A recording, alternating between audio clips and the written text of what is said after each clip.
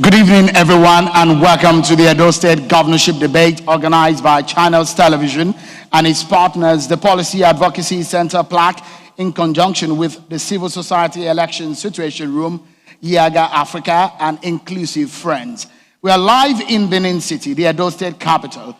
Tonight, two candidates will be talking to millions of people on their vision, programs, and agenda and how they hope to achieve them if elected as governor of Edo State. It is barely a week to the governorship election in Edo State, but before then, an election debate is necessary to engage those who want to lead and also promote civil discourse and provide a platform for these candidates to articulate their positions on public policy, as well as intimating the people on their style of leadership and problem-solving abilities. This debate is a simulcast running on many platforms across the globe.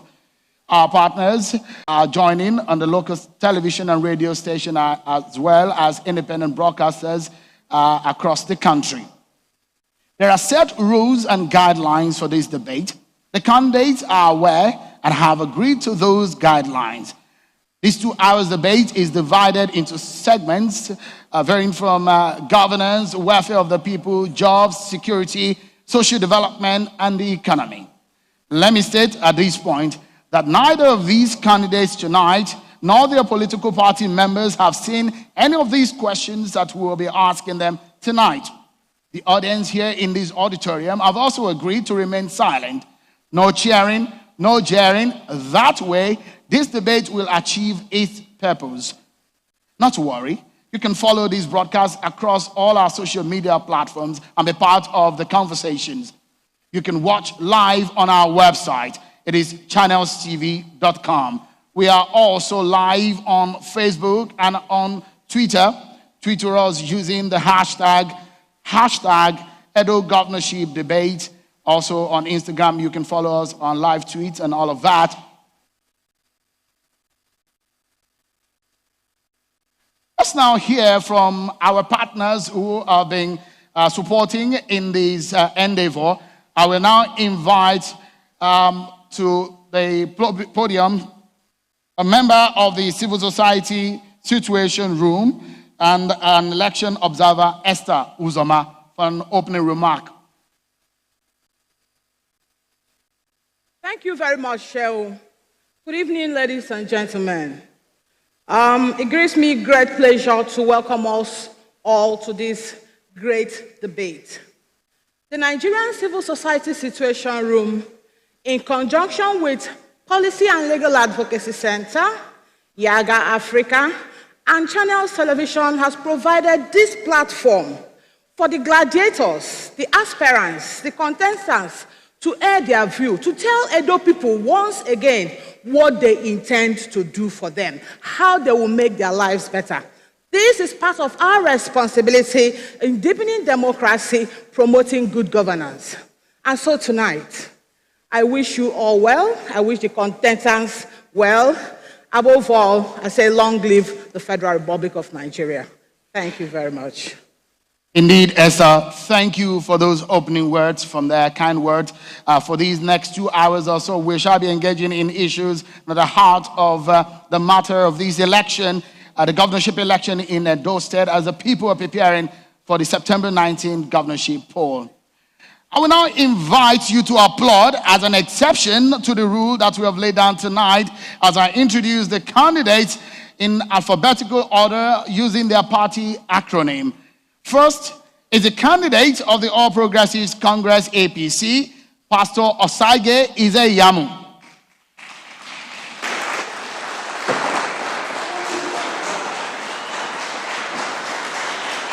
Thank you for coming.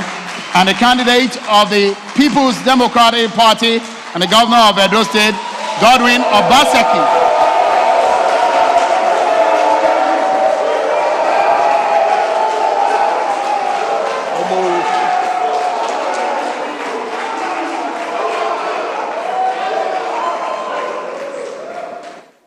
Thank you. That's an exception to the rule. So after now, there wouldn't be any jeering or any applauding as we go forward. Thank you so much, gentlemen. Let's now all rise for the Nigerian national anthem.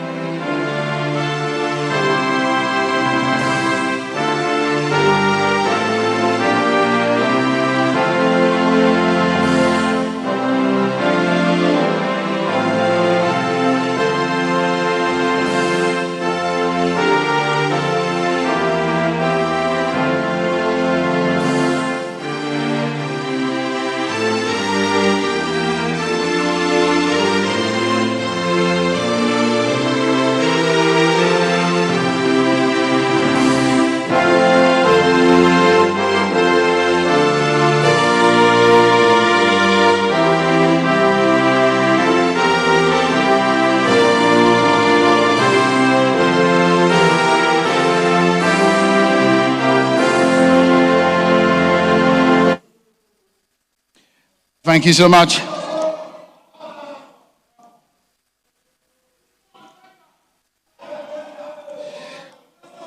Let's now begin in earnest, and we will start with the opening statements of the candidates. For the opening statement, you have 3 minutes for your opening statement. Of course, I will start in alphabetical order of your party acronym, which the APC, Pastor Osagie Ize-Iyamu, and we shall be asking you or allow you to be able to speak to Edo people and to Nigerians on why you think you are the right man for the job, and perhaps also tell us one thing that you feel is the most important issue for the Edo people into this election. 3 minutes, and tell us briefly about yourself too.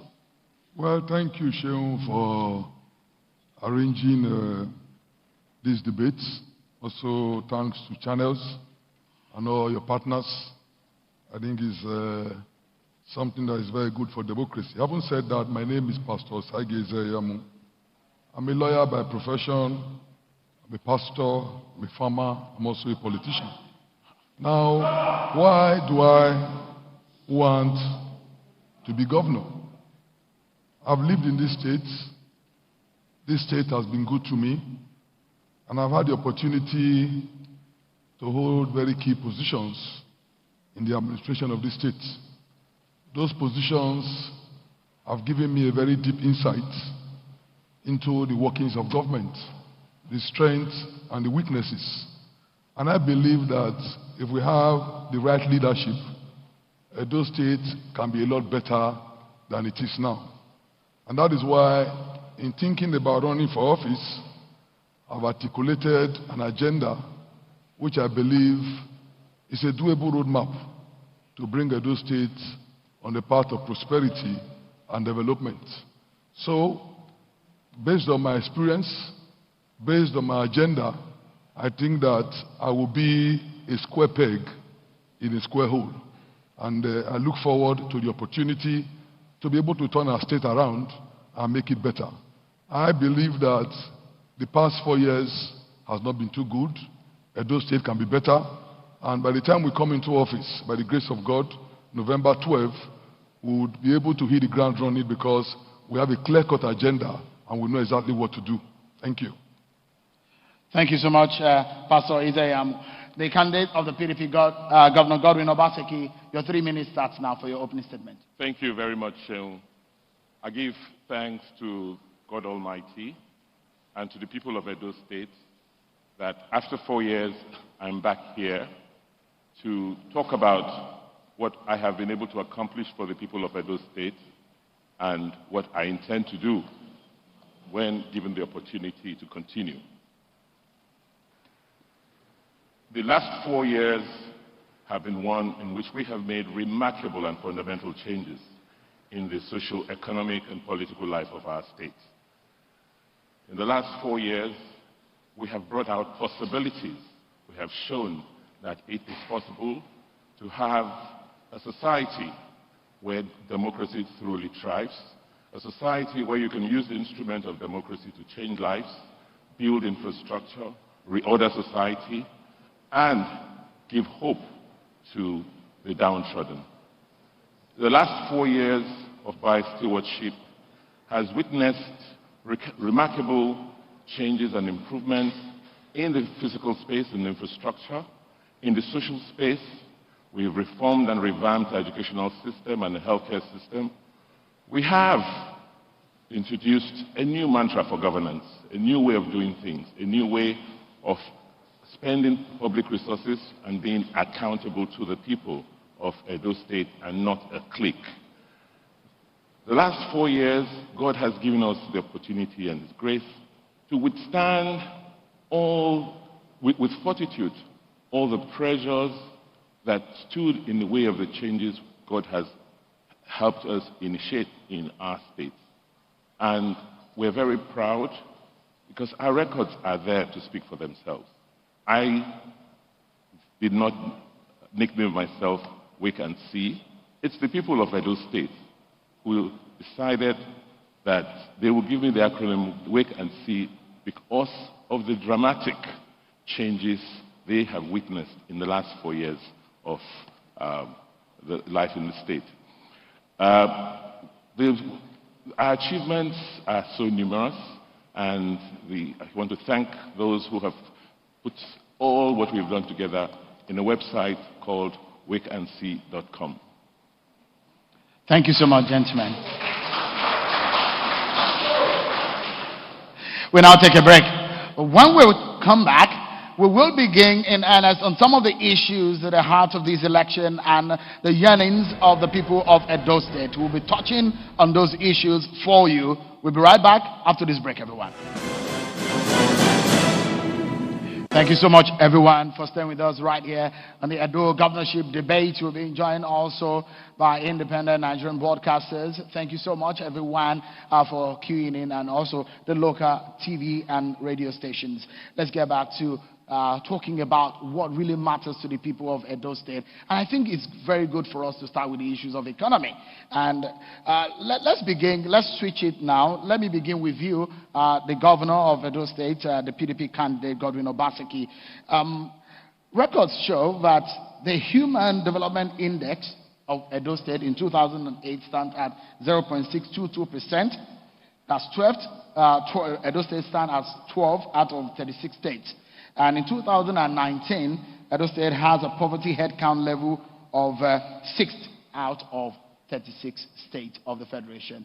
Is that cheery enough? And what are you going to do to reverse the trend, especially on the issue of unemployment rate, which now started in 2020, according to the NBS figure, at 19%? You have 2 minutes for this question. Thank you, Chairman.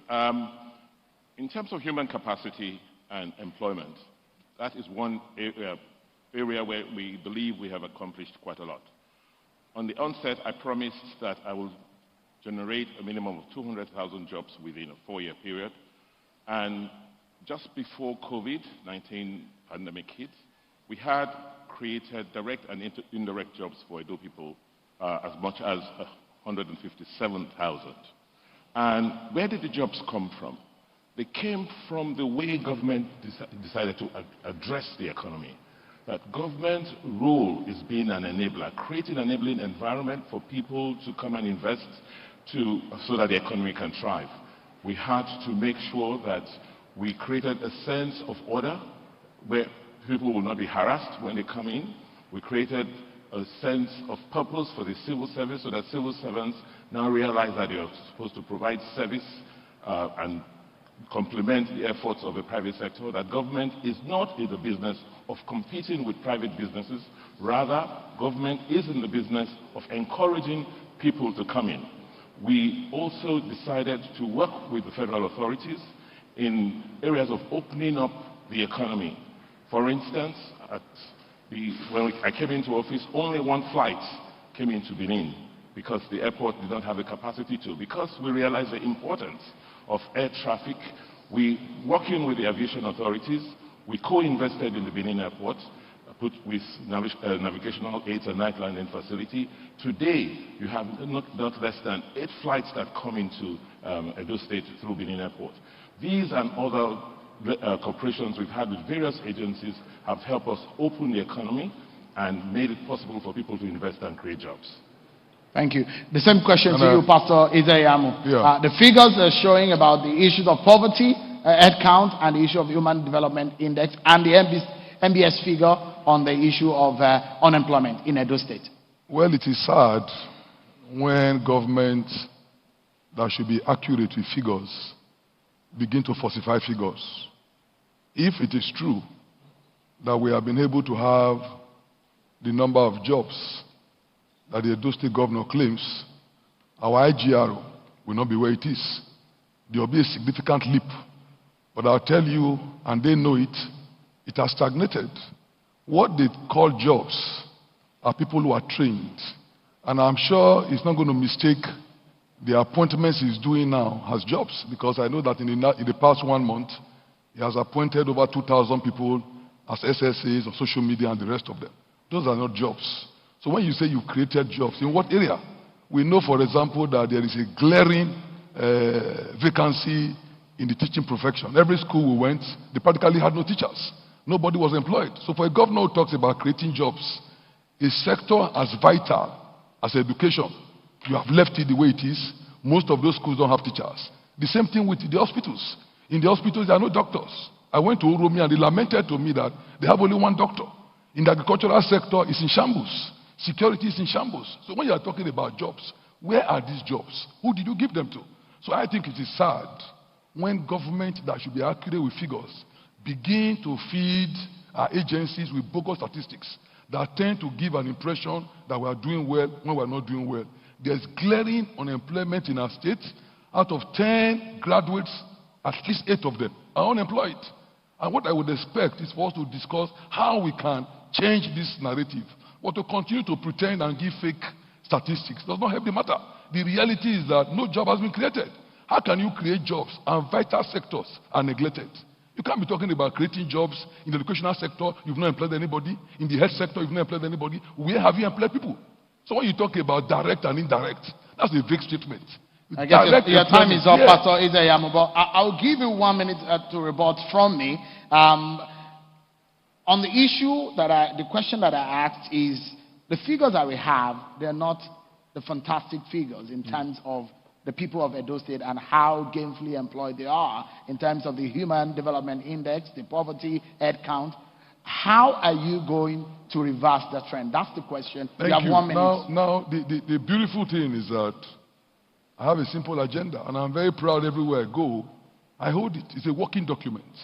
Now, the beginning of this document toward the end is all about jobs. Security, for example. We believe that there's no way we can move forward. There's no way we are going to attract investment in the absence of security. So we are going to invest in security apart from increasing the funding to security agencies. We are going to arrange and retrain our own vigilante groups and have a community policing. That alone will attract between 5,000 to 10,000 jobs. Infrastructure, we're going to invest heavily in infrastructure. And in our own case, whatever we are doing, the focus will be Edo people. We are going to engage Edo people in jobs. We are going to make sure the money circulates in our state, not bringing outsiders to come and do jobs here, and they go away with them. Some of the few jobs that this government has done, those who did them, and even their workers, came from outside. So that was capital flight. All right. When you do those things, you will find out that... The time is up. Thank you. Let me go back to... I'd like to also, the same question, and I'll give you 1 minute, because it's still on the same question as regarding engaging the people of Edo State. So you have a minute to... you said you were going to provide 200,000 jobs the last time. You said you've been able to provide over 150,000. That's what you said. So how much more would you do if the people of Edo State elect you? 1 minute to that. First, the data I have given is verifiable. Business Day did a survey, and they break down where the jobs came from and who we give the jobs to. The NBS statistics is clear. When we came in, it was 25%, and we've been able to reduce it to about 19%. So that tells you how much jobs have been created. Yes, we still have major challenges when it comes to job creation, but we have to open up the economy. It's not government that can create the jobs. It's the private sector. And the mistake that previous administrations have made, including the one in which my brother served, is that they do not realize that government's role is to leverage. Government's role is to attract more resources. Government can never have all the resources it needs to do the things it needs to do for our people. So it's to organize government in such a way that it's open and attractive and brings more resources in to create the jobs that we need. All right, so you don't have a target of how many jobs you're going to create? Do you have that? No, we haven't given specific targets this time around, but we want to create jobs to a certain percentage of the population that are currently unemployed. All right, just hope to clear that. Still on the issue of the economy, there will be an opportunity for a rebuttal at the bottom of this segment. The coronavirus has dealt a big blow on economies across the world. Nigeria is not insulated from that. States in Nigeria are also feeling the heat. Federal allocation is dwindling every day. Revenue is a major problem. Issues of productivity is coming up. And governments are thinking or rethinking the ways of taxation. Let me ask you, and I begin with Pastor Isaiah. You have 2 minutes to answer this. It's about taxation. On the issue of revenue generation, What's your thinking about or your belief about the issue of taxation of the people of Edo State presently? And how much do you think, how much tax could be considered overtaxation? Well, we must abolish multiple taxation. There are too many taxation that practically are all the same heading, from federal, state, and local government. We need to abolish them. And then we need to streamline those who collect government revenue. I hear them say that they've abolished agberos, but I can name so many who are still in the employment of the Edo State government. And most of those money is going into their pockets. So I think that that should change. Then, so many people are not in the tax net. I believe that when they begin to see what government money is being used for, I think that many of them will willingly subject themselves to the tax net. Again, if you look at the situation in Edo State, especially in the agricultural sector and so many areas, by the time we do the kind of investment we intend to do there, I believe so many of our people will come into the tax net. So what is important is diversifying our economy.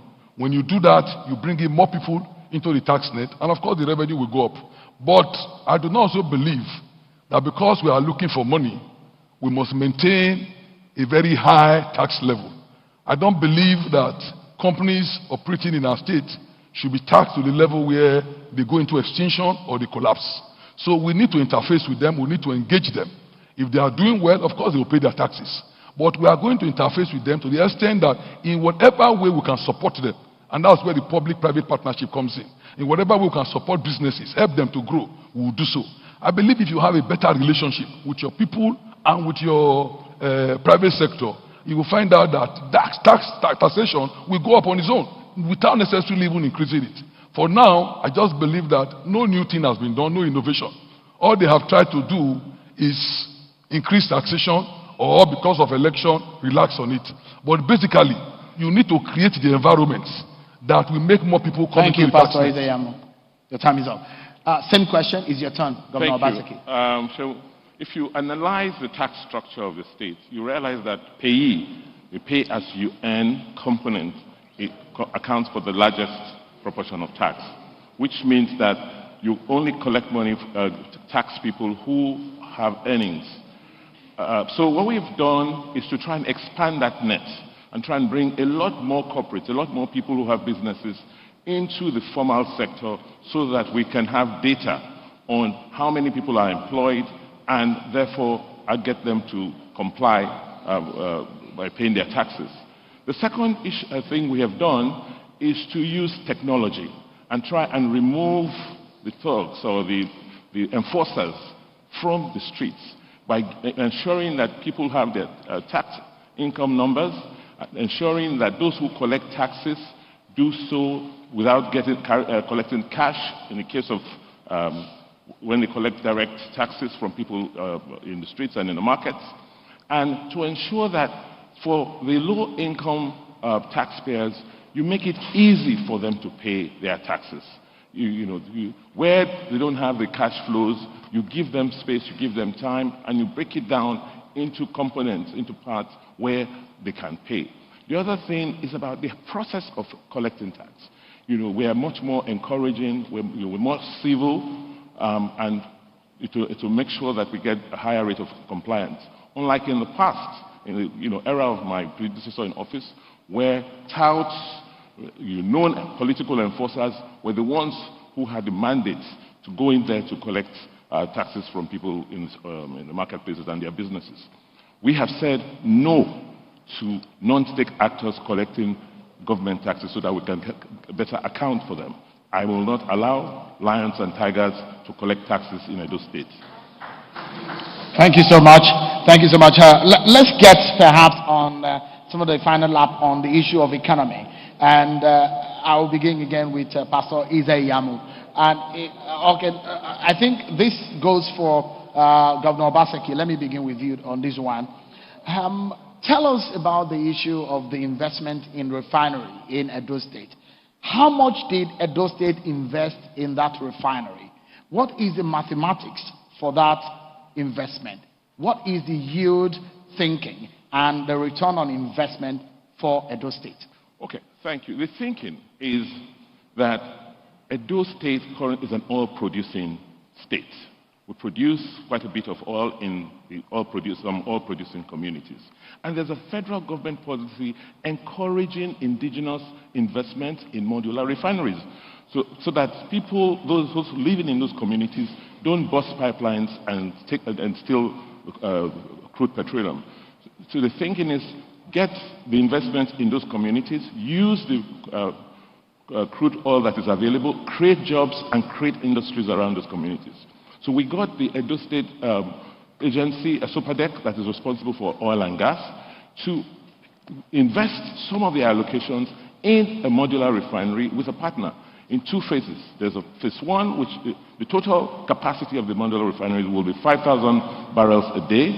They've just done their first initial investment for phase one for 1,000 barrels a day.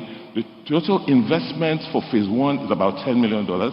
And SOPADEC is investing about 10%, about 10%, about 20%, about 700 million naira, less than $2 million in the first phase, which will cost $10 million.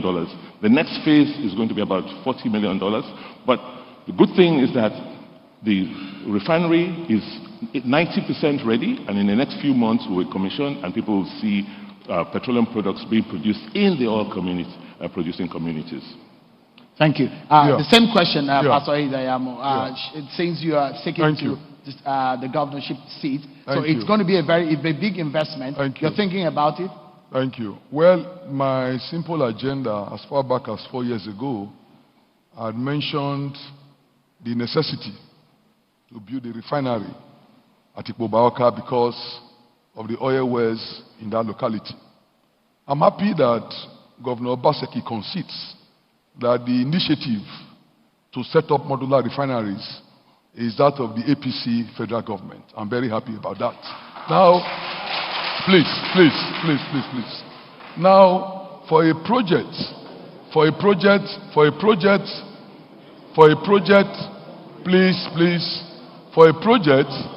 that the state government lays claim to, your question was very relevant. What is at stake in that place? I know that the initial capital is $10 million. It will interest the people to know that our investment there is just 700 million naira, which is less than 1% of the share in that company. That to me does not show seriousness. And for a governor who tells us that he's a financial expert, it either means that he does not believe that that project is worth it, or for some reason he has not shown interest. So I'm surprised that a project that the state government ought to have capitalized on and put some serious investment, because what is giving or what they gave as capital in that project is exactly what is collecting as security on a monthly basis. And that investment is for the 3 oil producing local governments of Ikpoba-Awka, Oriomo, and Oviano. It is not for Edo State. Edo State did not invest a copper in that project. And I'm surprised when I see the governor trying to claim credit for a project that is not his own, and for a project he has not leveraged on to ensure that Edo people will benefit from it. The oil sector has been deregulated. One would have thought that this is an area where you need to put some money, but unfortunately it was not done. So again, it's another good example of a good project, but the governor has missed the opportunity to get the state involved. All right. Still stay on the issue of economy. I'll come to Governor Obaseki. In 2016, the local debt was 46 billion naira, but in 2020 it has gone up to 82 billion naira. Is this sustainable? What are you looking into ensuring that the state does not go into unmanageable debts? Well, let me make the point very clear that in terms of debt, we have not taken that proportion of debt as a government since 2016. What happened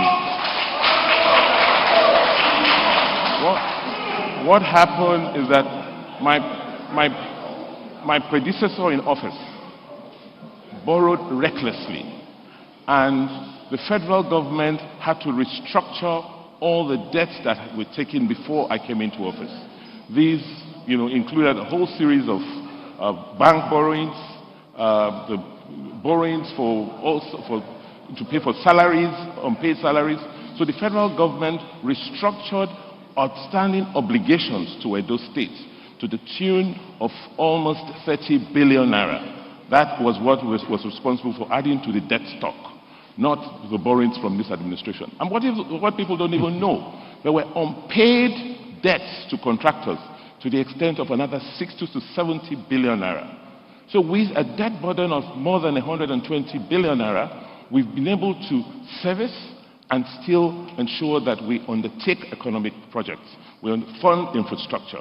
But is it sustainable?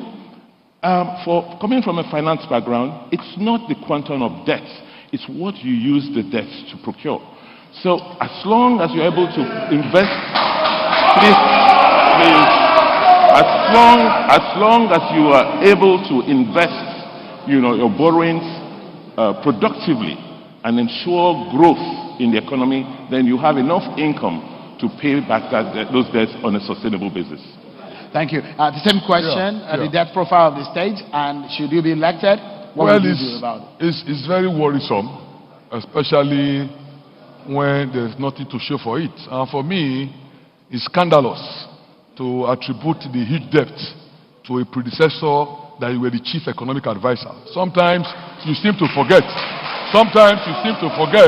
The role you played in the past government. But let me even give you just an example. In the agricultural sector, the loan that the governor has collected is staggering. The failed Sobe maize project, 2 billion went down the drain. The Agenebode rice project, 5 billion went down the drain. And then the oil palm project, you have collected 69 billion from the central bank, and the money has been shared to cronies. No Edo person has benefited from that money. And I can tell you that has gone down the drain. So just from agriculture alone, I've named 3 areas where over 75 billion has been collected. Not to talk about money you are collecting from the World Bank and the rest of them. You came in at a time when you had so much windfall. Paris Club, bailout funds, 75 million C4 World Bank loan. All these monies came in. What did you do with them? Where are the projects? Where are the roads? Where are the hospitals? All the promises that you made remain unfulfilled. You promised mini stadium in the 18 local governments. They are not there. You promised health centers in 192 wards. They are not there. So what have you done? The so-called agricultural project, go and look at Sobe in the maize farm in Sobe. It has collapsed. Go and look at the rice project in Agenebode. It collapsed. So you have wasted our money on projects that were not well thought out. Even the industrial park in Obayanto, what has happened to it? A project that you promised that in 6 months, everything will be ready. Nothing is happening there anymore. Because even the land alone, you did not even do due process. You did not even check first the ownership before you embarked on it. So many of these projects you have embarked on, they are a waste. And I'm worried. Your time is up. I have one more question on this segment before I allow you a minute each for rebuttals, should you want to respond to any of the statement made. Let me ask and begin with the governor of Edo State. It's obvious that governments are tightening their belts and because of the situation of the economy. Is the civil service of Edo State over-bloated? If it is, are you hoping or are you thinking of cutting the workforce? No, the civil service is not over-bloated. The problem with the civil service is that it is aged. We need to bring in more people to work for government, smarter people, we need to train them. What unfortunately happened with the civil service is that when my brother was secretary to government of Edo State, they retrenched, they sacked the creme de la creme of the civil service, most of the experienced permanent secretaries, in the guise that they were trying to save money. So you have a civil service over the last 20 years that has grown without mentorship, without training, and without capacity building.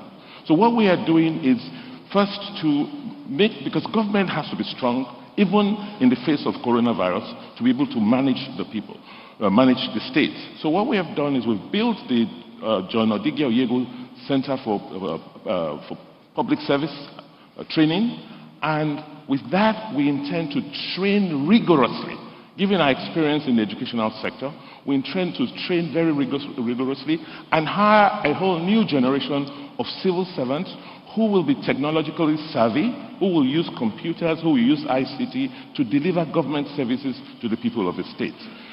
So it's not, for now we have vacancies. We are currently restructuring the civil service, reviewing the processes, the procedures, the conditions of service, such that we can now hire a whole generation of public servants who will be prepared and have the capacity to move Edo forward. Thank you so much, Pastor Isayam. Same question. Is Edo State civil service overbloated? No, Are you planning to cut down the workforce should he be elected? Definitely not. I think the model the governor has tried to adopt is to reduce the workforce to the barest minimum. But unfortunately, whatever savings he thinks he's making is not being seen in capital projects.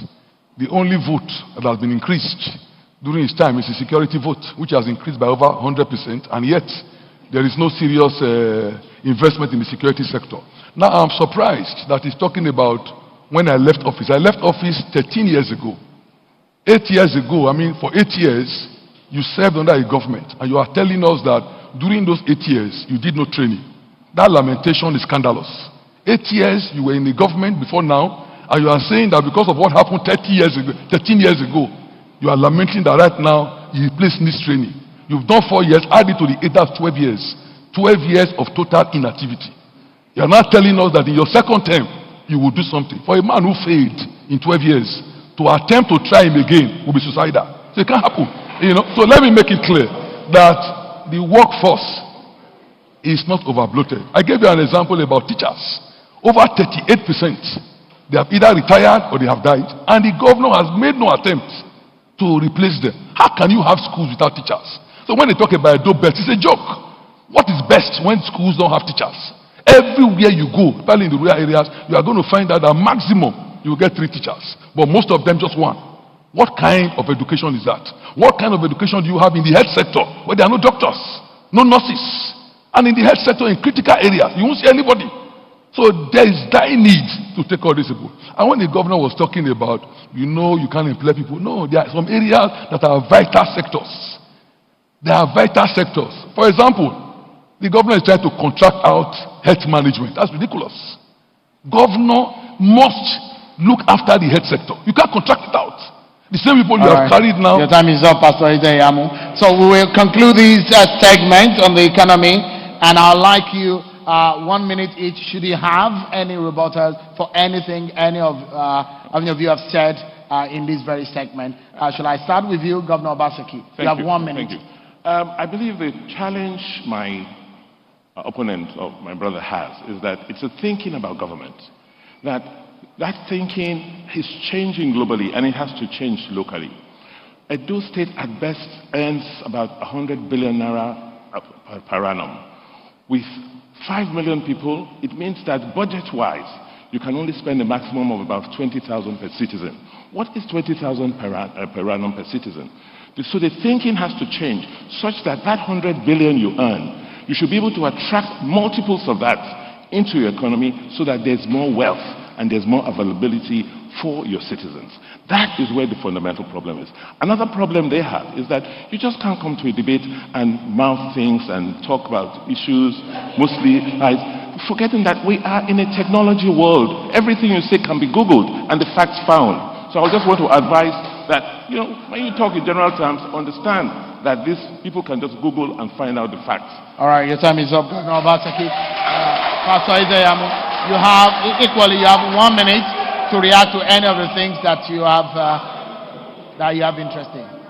Well, I think that in the past 4 years, the economy of Edo has been mismanaged, has been plundered, and all the huge amount that we received at the inception of this administration has practically left our state without any serious project to show for it. I've looked at the agricultural sector, there's nothing there.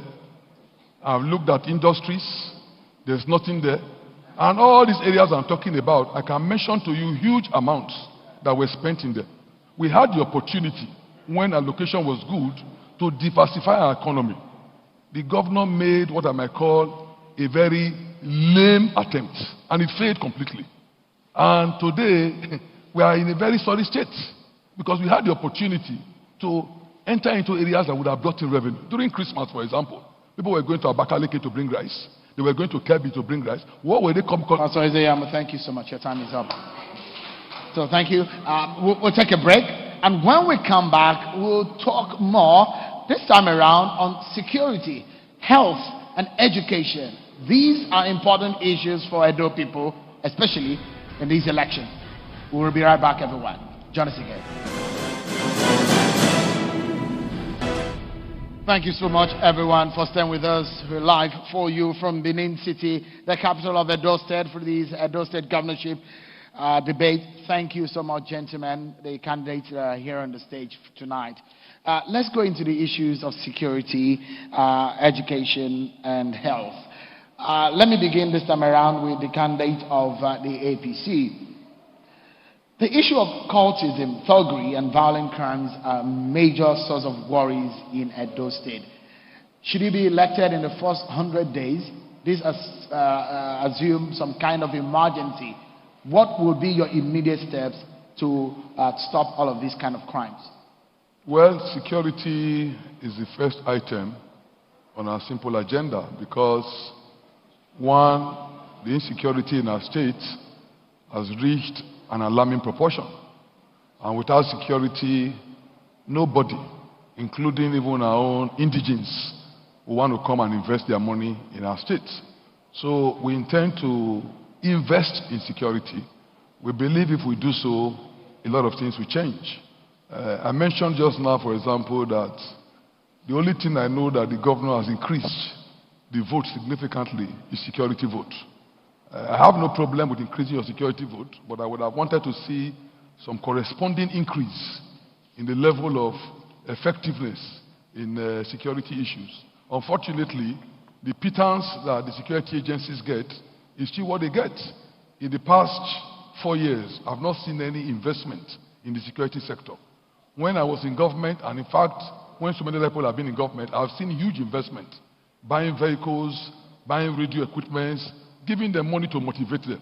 But that has not been there in this present arrangement. Even the vehicles I saw, they are pathetic. If you see the kind of cars that the so-called security outfit they have, are not even cars that can go through a terrain. So certainly, those are not vehicles meant for crime fighting. We have not invested in security. Technology also comes in. We have not invested in it. We are perhaps one of the few states in the South-South that have not invested in trackers.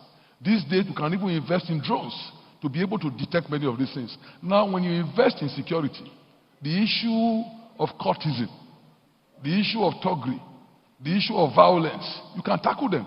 If the police are well motivated, a lot of things will change. Then one thing we had in the past, which also checkmated all this street fighting and the rest of them, were vigilante groups. But those vigilante groups were financed by communities who are no longer so buoyant, so they can't finance them. So because of that, many of these vigilante groups are practically gone to sleep. Your time is up, Pastor Isaiah. Governor Obaseki, it's your turn. Same question. Thank you, Seun. First, let me correct the notion. Our security votes is perhaps one of the lowest since I've been associated with the Edo State government. It's less than 5% of our total budget because, we have so many other commitments. But that does not mean that security is not critical and pivotal. What we have done is to rethink security and create a new security architecture for the state. I'm grateful that we have the person of the IGP, person of Adamu Mohammed. As AIG Zone 5, I have the privilege of working very closely with him to redesign the security architecture of Edo State. We're realizing that security is in the exclusive list. But the state government, the responsibility and burden of security rests with the citizens. We try to create a hybrid where working with the federal government, within the state, you can now create your own structures and layers of security that will support what the federal government is doing. That led us to creating an outfit called POWOV, the Public Works Volunteers. We have about 3,000 young men and women who were hired in their wards and who have been trained and given uniforms to help keep public order and provide intelligence, local intelligence on what's going on in that area, and we use those, feed that intelligence into the federal security network. It's working. The situation would have been much worse. We were able to tame a lot of the cult groups and a lot of the touts in town. And this election really is going to be a verdict on how we move, how we deal with security going forward. The bulk of the lions and tigers around the APC today represent the bulk of those cult groups who believe that if the APC government wins in Edo State, then they will not have their sway in our state. But by the grace of God, that will not happen. Thank you so much. Let's also look at the issue of kidnapping. That is also worrisome within, not only in Edo State, within the region, the South-South region. Specifically, what would you do? Because that's another thing. Wealthy citizens of the state and the non-wealthy citizens of the state are being victims of kidnapping. What in specifics would you do within the first 100 days should you be elected as governor? Thank you. Kidnapping is quite high in the states. The governor will tell you that not too long ago, even a commissioner of his was kidnapped. And there's on and on and on and on. But the truth about it is that we are not showing enough concern. I'll give you an example. Most of the people who have been kidnapped on Binia Auchi Road, they will tell you it happened at a place called Urokusa. That is where most of the time people come out and kidnap them. If I were governor, I will mobilize the Nigerian army to flush out the forest. Go inside the forest and apprehend those who are there. Because even the people who are kidnapped, when you listen to them, they will tell you we trekked for around 30 minutes into the forest and they kept us there for 3-4 days. Which means where they are is not even too far from the road.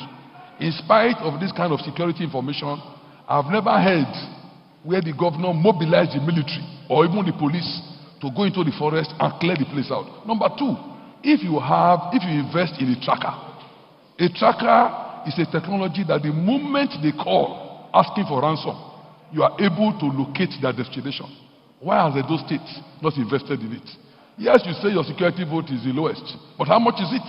And compared to what it was by your predecessor, you will agree with me that the increase is close to 100%. And yet, you can't afford the tracker that would enable the police or security agencies pinpoint exactly where kidnappers are. The vehicles are not there. So the reality is that I will invest in technology, I will invest in the police, and the vigilante we intend to set up, the community policing. There is no way kidnappers can operate in that territory because every month they are being paid by the state government. When I hear some of the things the governor wants to do, maybe he forgets that he has been governor for 4 years and he's talking as if he's trying to be governor. So he's talking about, I will do this, I will do that. But in the past 4 years, were you sleeping? Is that why you say we should sleep and wake before we can see your projects?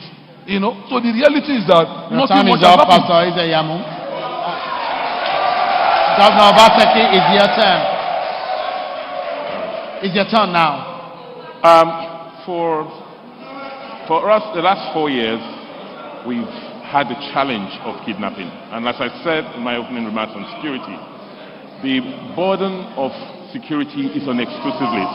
So the state has limited capacity as a state today to respond to such violent crimes. So what we have done is to collaborate with the federal authorities, the DSS and the Nigerian Police Force. We have in government we have a software where we collate information, all information related to crimes in Edo State, and on a monthly basis undertake a thorough analysis with the various agencies trying to understand the trends, the locations, and what to do. And in most cases, once the Security Council agrees or makes decisions, the state government swings into action by putting the resources. You will agree that particularly when kidnapping was very rife between Auchi and Okene Road,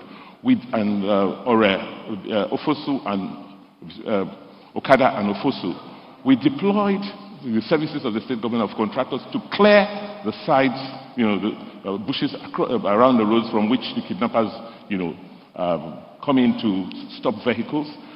So such actions by us show that we have been supporting the federal agencies, and we will continue to do so. By the way, we have a tracker in Edo State. We purchased. It is a security matter, so I'm not going to sit here to tell you how much we have invested in security. But it's a security is a national challenge. And as a governor, whether an APC or PDP or a governor from any other party, I think that once you're sworn to the Constitution, we must all come together, work with the central authorities to provide security for our citizens. All right, there is a very trendy action by government. It does look like state governments are taking action into their hands in terms of securing their state, and regions across the country are also taking up these. We've seen a Amotekun initiative in the Southwest region. Pastor Isaiah, you have 2 minutes to tell us, would you be setting up a state-owned security apparatus, and what are your views on issue of state policing? Well, I think it's something that we must work, we must do, but in collaboration with the federal government. We'll consult with them, we'll seek their approval, because if you look at the personnel deployed to our states by the Nigerian Police Command, you will know that it's grossly inadequate to cover our borders and cover every part of our states. So we must complement them by community policing. I know people have fears about such police being misused. Well, that is why I said we might need to dialogue with the federal government. But we need a complementary force. It was there before. The vigilante you are looking at is more or less something like that, but not organized. But this one will be organized, they will be trained, and we'll monitor them, and we'll pay them. It does not make sense, our youths working at night to safeguard our state, and we just leave them like that. So for the first time, we are going to work out stipends that we will give to them on a monthly basis.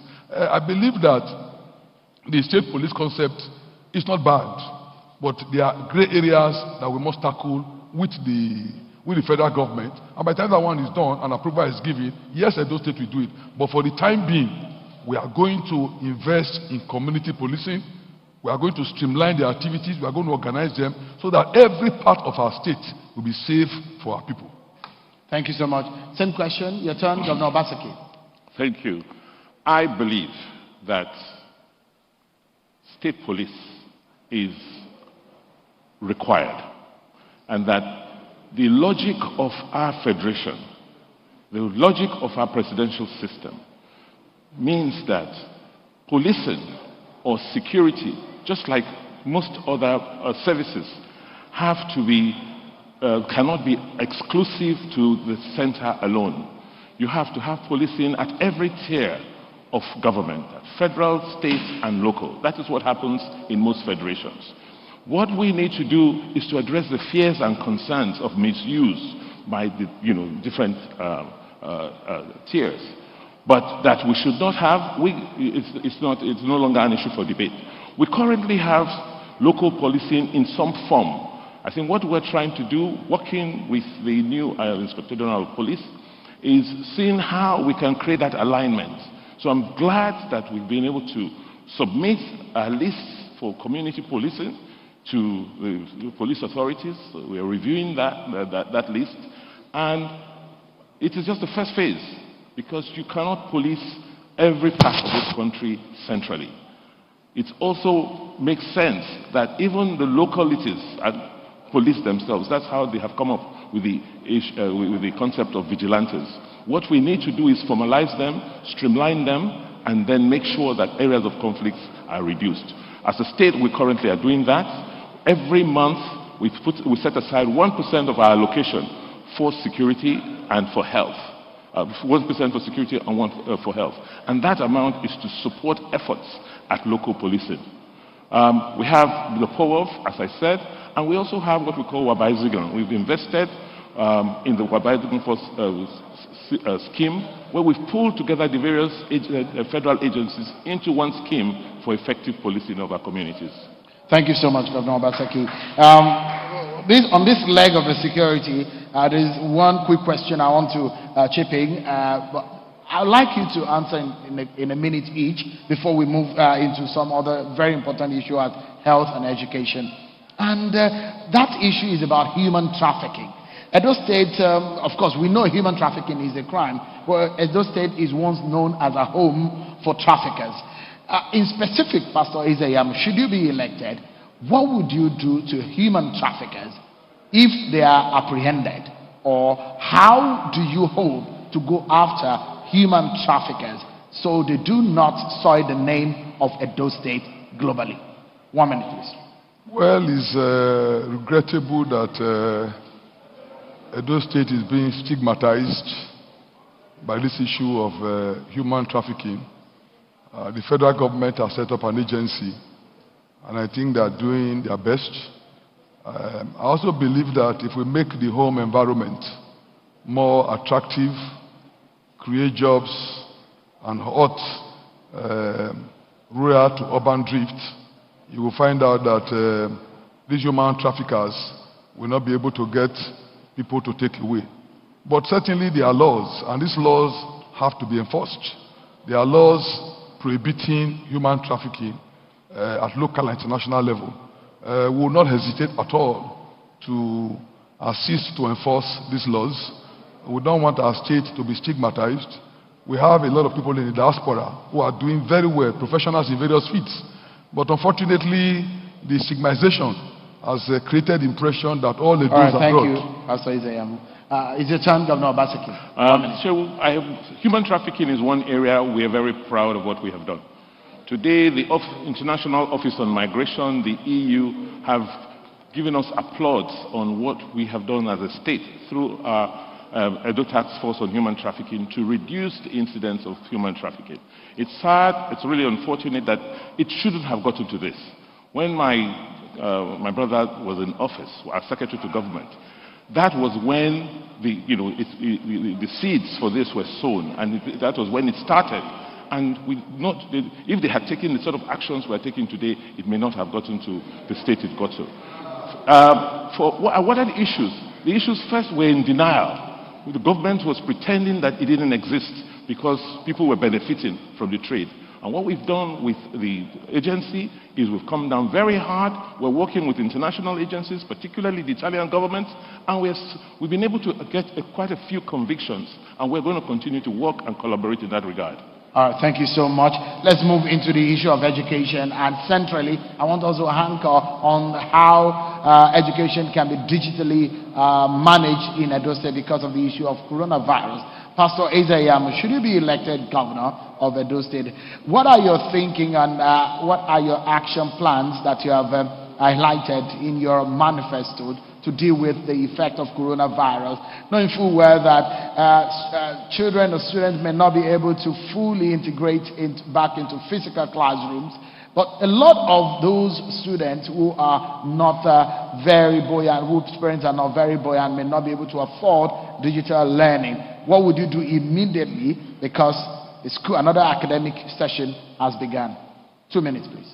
Well, it's an easy question because my church, we run schools, and because of COVID-19, we had to adjust and resort to e-learning. I think that is the way to go.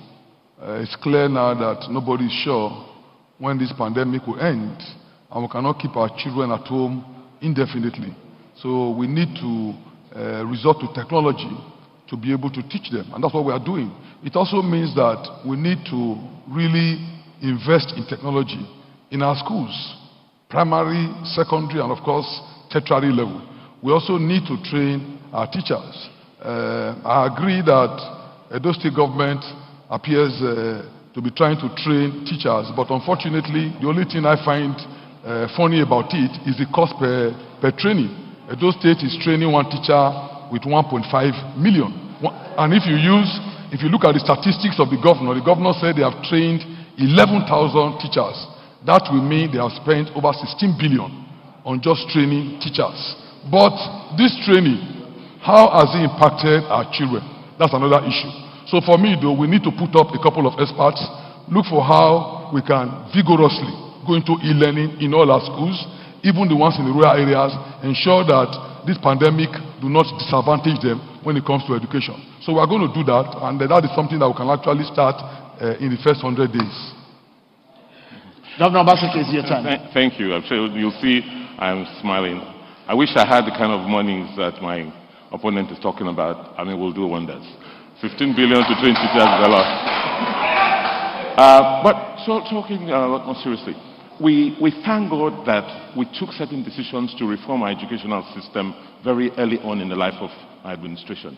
I want to pay special tributes and thanks to the chairman of our State Universal Basic Education Board, who, we got in. Thank God I listened to my instincts, because my predecessor in office, as God did not want me to employ that woman.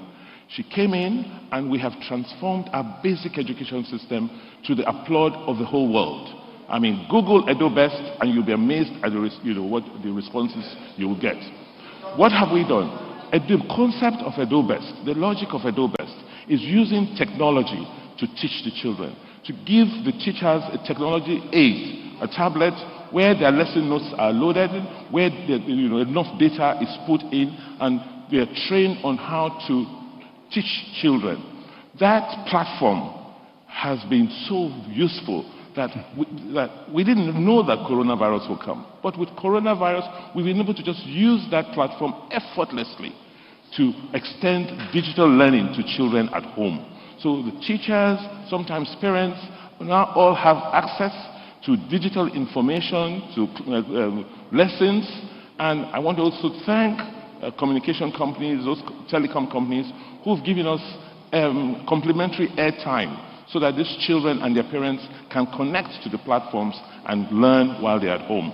We intend to, continue. We've just been so fortunate. The World Bank Board has just approved $75 million over the next 4 years for us to extend this platform across the state. We have 270,000 children on that platform today, and we expect it to get to about 500,000 in the next few years. Thank you. On the last leg of this segment is the issue of health. And let me begin with you, Pastor Ize-Iyamu. Like in Nigeria as a whole, healthcare specialists in Edo State are also in short supply. How would you manage the deficit? The deficit of health workers and health specialists? No, there are some things you can't cut corners with. You can't cut corners with medical personnel. You can't cut corners with doctors or nurses. You need them. They are essential to run hospitals. Today, if you do an audit of the entire doctors in Edo State Health Management Board, there are less than 200. And if you look at it in terms of average, it's shocking. So definitely, we need to employ health personnel. I'm also shocked that the State School of Nursing and Midwifery has been closed for the past 2-3 years. The danger it portends for our state is that in few years to come, nurses, in looking for nurses, we would have to go outside our state to source for nurses because we're no longer producing them. And this was an institution that was very viable. People were coming from all over the place to put their children in these places because the moment they come out, employment is easy. So health personnel is essential. But unfortunately, the governor does not appear to have paid so much attention. In fact, I was shocked when I found out that apart from during when the governor was campaigning for office, the governor has never visited the central hospital. I'm not talking about the extension that was built, but I'm telling you the one that the poor attends because he has created a segregation. Those who are rich are able to pay card for the new hospital that was not built by him. Those who are poor, 500 naira, they go to the old one. And that old one, 4 years, the governor has never stepped into that place. That to me is the height of insensitivity. Number two, I was shocked during COVID when the governor went to Stella Obasanjo Hospital, an hospital that we built and equipped when I was SSG, and confessed that he never knew that such an hospital was in Edo. And I told myself, is this the same person that was chairman of an economic team? On what basis was he advising the governor? An hospital that was just down the road. Pastor Ize-Iyamu, your time is up. Governor Obaseki, it's your turn now. Thank you, Shehu. I think for us as a government, we are rethinking healthcare. Yes, there's been a lot of brain drain from the medical sector in Nigeria. But Edo is blessed. Edo has an advantage. Don't forget that Edo has had University of Benin Teaching Hospital, a center of excellence for the past 40 years. And that institution has produced a whole array and range of medical personnel, and most of them still live around the state. So you still have a critical pool of medical personnel. What we need to do is to rethink healthcare and not think about healthcare as hospitals. We must think about healthcare as a system and what government's role should be in that system: to build infrastructure, to regulate the practice, and provide training and capacity. So for us as government, what we are doing is first emphasizing what we should do as government, which is basic healthcare. And then the secondary healthcare, we can now collaborate with the private sector. In the last 4 years under my stewardship, we've had no less than 3 world-class private hospitals that have come into Edo. What is important is care, how we deliver healthcare to our people, and underlining that is who pays. And what we have done is to address the core issue of payment by introducing the Edo State Health Insurance Scheme. Once people can put something aside for their health care, then it becomes easy to pay for care and to get investments into the healthcare system. I'm not too worried about the brain drain, because with technology today, with telemedicine, as long as we have power, we have bandwidth, we have the diagnostic equipment here, doctors from anywhere in the world can consult with patients in Benin City. Thank you so much, gentlemen. Well, we'll take another breather, but when we come back, the next segment is about clarification about issues that have been raised in this governorship campaign. And when we come back, we'll talk about that. Join us again, everyone. Thank you so much, and welcome back to the Edo State Governorship debate. It's now time for the segment for clarification. There has been some issues on the minds of a lot of people, and it's time to clear the air on some of the issues, conception or misconception during the campaigns. But before we get into that matter, there is one thing that is very crucial, which I wanted us to touch on before we went on that break, and is that of agriculture. This time around, I will begin with Governor Obaseki. What would you do about agriculture in specifics? Okay, let me talk about what we are currently doing about agriculture. We never knew COVID-19 will come. We never knew that oil prices will be affected this way. But we were fortunate, as part of our reform programs, to have started what we call the Agripreneur Scheme about 3 years ago, where we, as government, try to help create the enabling environment for farming and agriculture to thrive. So what we've done is to look at agricultural assets which were owned by the states, places like the Sobe Farm Settlement, the rice farms in Ageno-Bode, in Subenu, and what we've done is to first help the farmers do de-risk farming.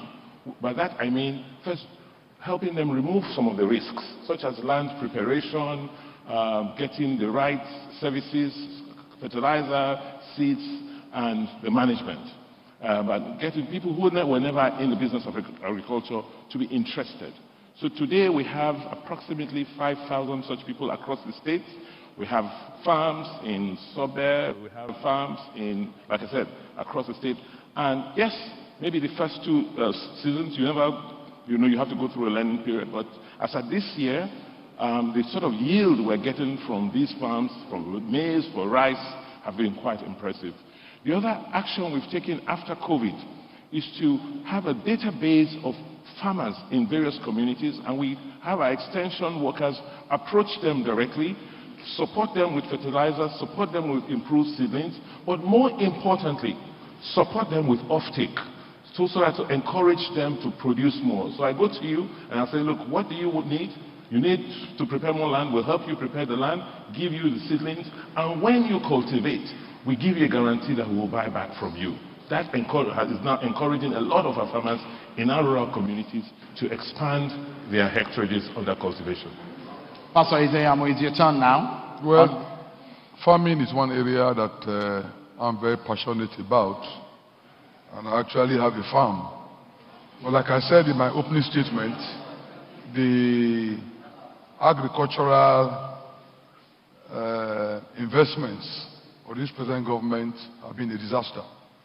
For example, the Sobe is talking about, they partnered with Saro Farms and spent close to 2 billion. If the governor will be factual with us, and if I were to ask him if that money has been recovered, the answer is no. That money has gone down the drain. The same way the partnership they had with Mistra in respect of the rice in Agenebude, the project collapsed and that money is gone. And my fear is that the 69 billion that they also took for oil palm, if we are not careful, it will go the same way. So the reality is that as of today, what do you know Edo for? There are some states you say, oh, rice. Some states you say cocoa. What do you know Edo for? Nothing. So when we say that we've invested so much in agriculture, in theory perhaps, in terms of paperwork perhaps, but the reality on ground is that nothing is there. When I went to Sobe to campaign, deliberately, I went to look at the place. And it was, nothing to write home about. But we are going to invest in small-scale farmers and commercial farming. We believe that farming is the way to go. And with the right investment, the right assistance, our farmers can turn our state to a food bet. And that is what we intend to do. Every part of our state is strong in one form of crop or the other. And we're going to leverage on it. Anegbete, Ilushi, Ekpoma area, those are strong areas for rice. Unfortunately, we are buying rice from Kepi. We are buying rice from Abakaleke. These are rice that we can produce here.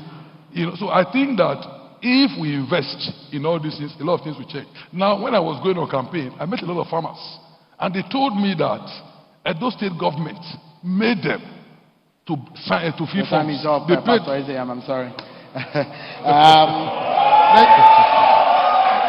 So,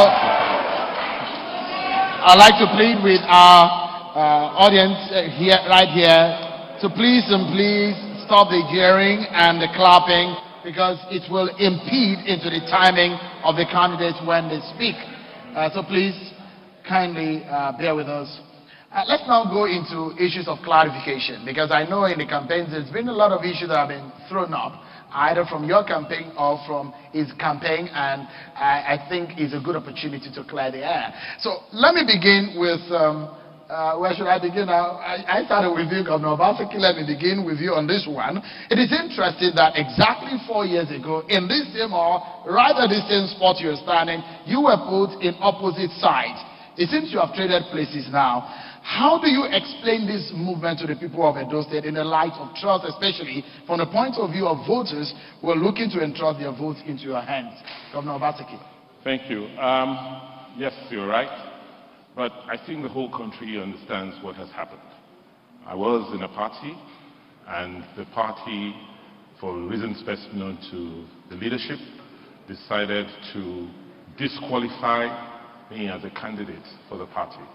I went back to my supporters, I sought their opinion, and they gave me the go-ahead to go to another platform and encouraged me, and with their support, that if I obtained a ticket from another platform, and specifically the People's Democratic Party, I went in there, and I'm very, very grateful to the leadership of the People's Democratic Party, who gave me that umbrella in my political storm.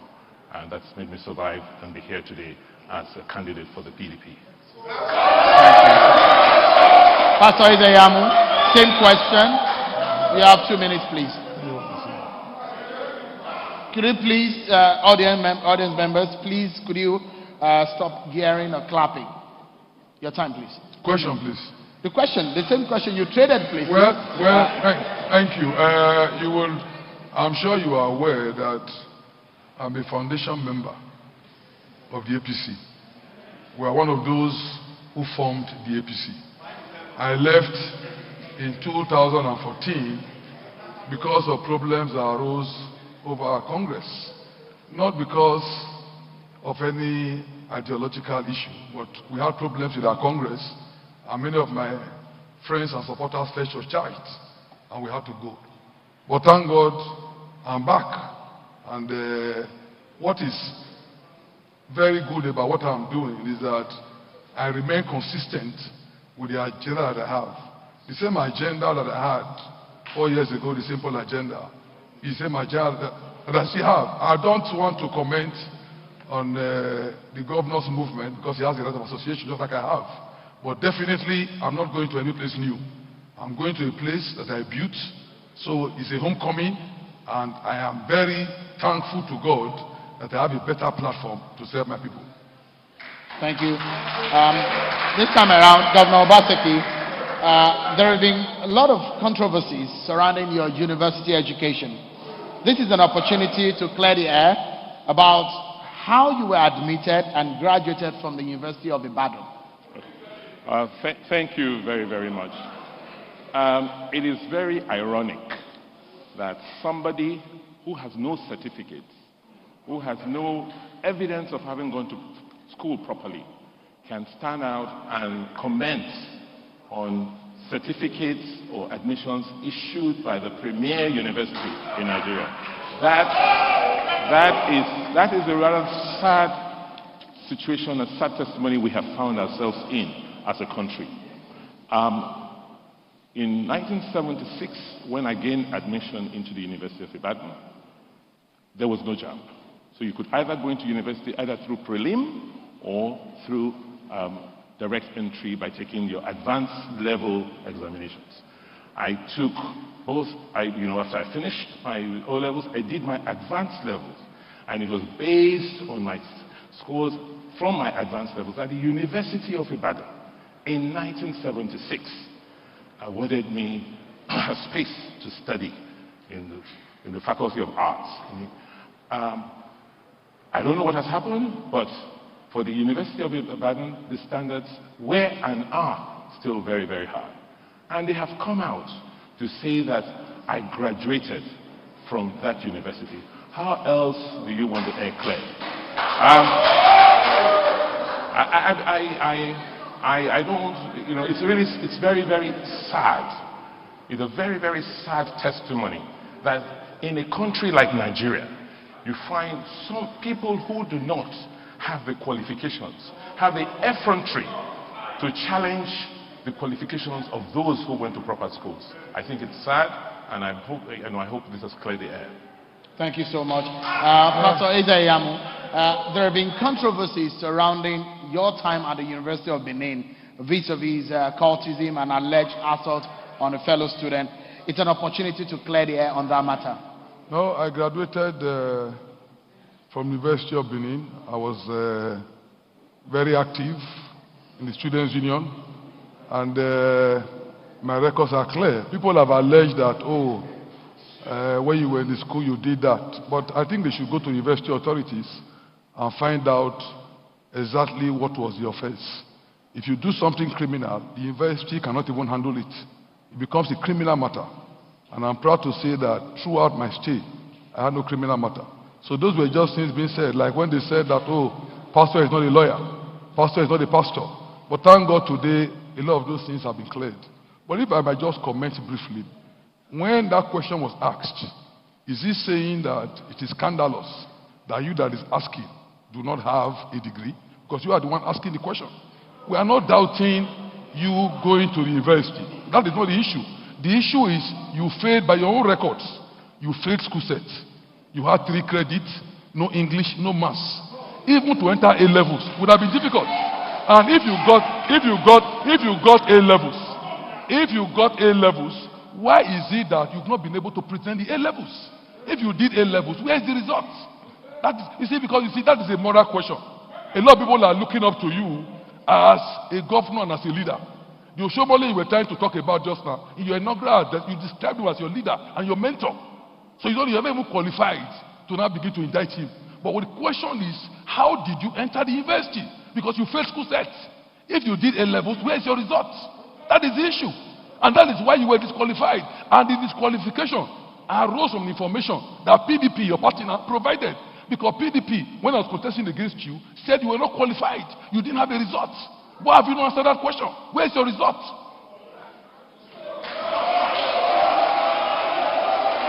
All right. Thank you so much.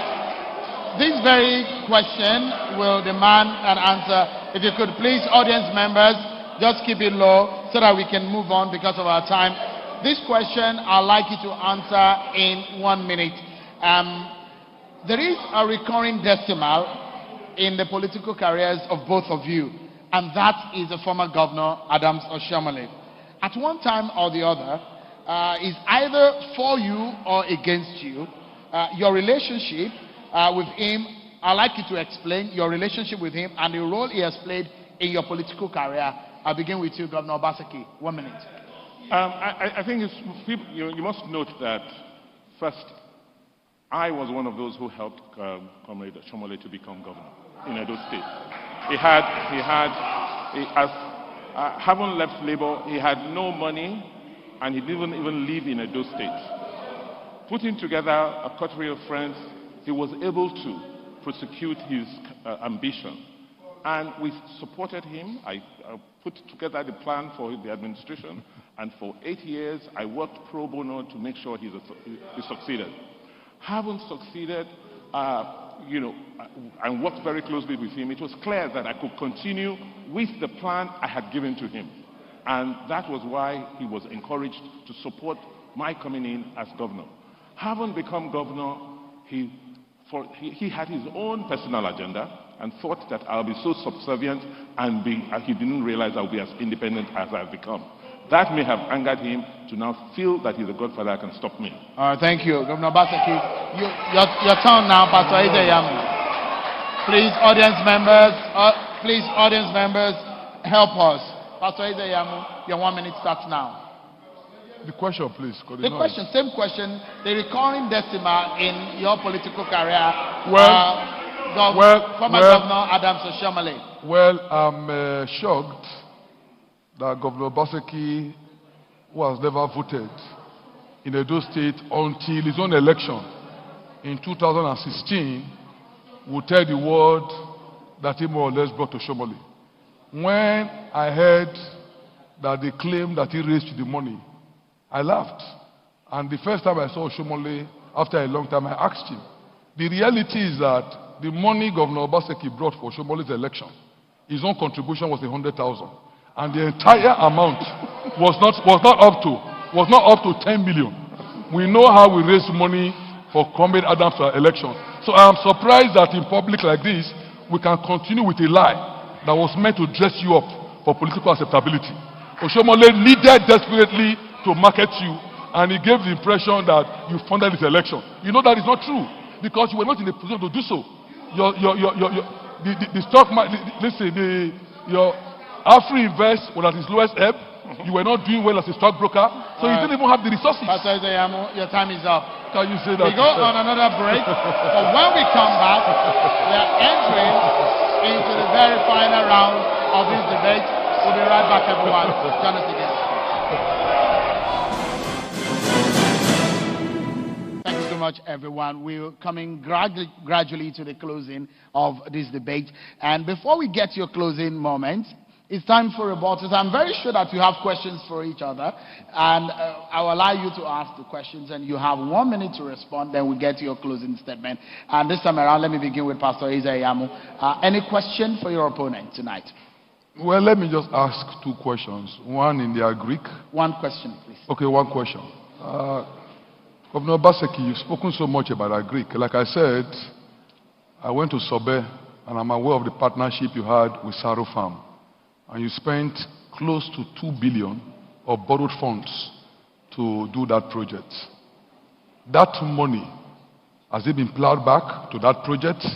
Is that money back to the state coffers? Or that project has failed? Let's please be factual. 1 minute to respond, Governor Obaseki. Firstly, it is false. It is not true. We did not spend 2 billion naira on a farm. The 450-hectare farm, you could not have spent 2 billion. So let us get that clear. We have a program, the Agripreneur program, which is ongoing as I speak today. It's still working. The central bank has a scheme called the Commercial Agricultural Scheme, the CATS, where the state took 5 billion naira to fund all the agricultural projects which it has been undertaking in the last 2.5 to 3 years. It's a portfolio. Some Farms will do well one season, may not do well one season and do well the next season. That is the nature of business. But the important thing is that the farmers go back the next season and with support. So yes, you could say maybe a little bit of money was lost because they couldn't sell or because herdsmen attacked the farms. But the next season, they've been supported and they've gone back. That is the nature of business. All right, thank you. Governor Obaseki, your question to Pastor Ezeyam, and Pastor Ezeyam, you have a minute to respond. Please go ahead.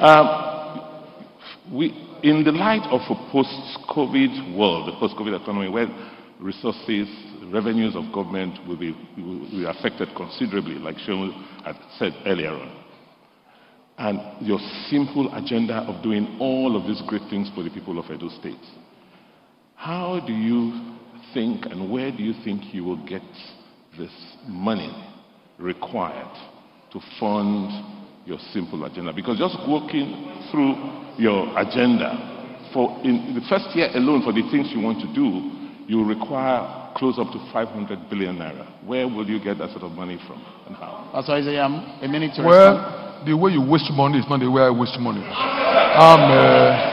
I'm very prudent. I'm very prudent in financial management, and I believe that this is a period that calls for better thing, understanding your priorities, and diversifying the economy. With what we have in mind, we are very optimistic that COVID or no COVID, our revenue will improve and we'll be able to do most of the projects that we plan to do. Thank you. Thank you. Thank you so much, gentlemen.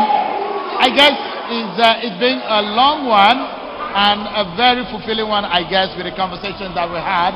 And because of our time, I guess we've come to the very end of this debate tonight. I must sincerely thank both of you, Pastor Otage Ezeyam of the APC, Governor Godwin Obaseki, thank you so much, of the PDP for coming tonight. I must sincerely thank also the Independent Broadcasters Association of Nigeria, Situation Room, Inclusive Friends, and Yaga, our partners on this debate.